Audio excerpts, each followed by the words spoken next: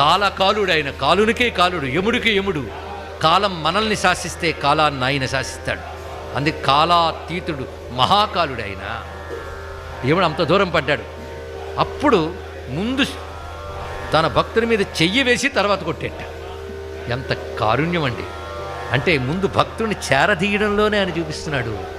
అవతల వాడిని శిక్షించడం ఆయన ముఖ్యం కాదు, తన వాడిని రక్షించడం ఆయనకు ముఖ్యం ఇక్కడ. ఆ చేరదీశాడు ఆ ప్రేమగా. తర్వాత కూర్చున్నాడు, అమ్మవారి పక్క కూర్చున్నారు.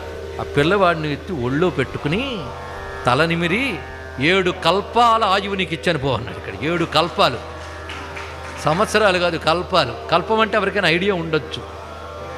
యుగాలు తెలుసు కదా, 4: కృతత్రేత, ద్వాపర, కలియుగములు. ఈ 4 కలిపితే ఒక మహాయుగం.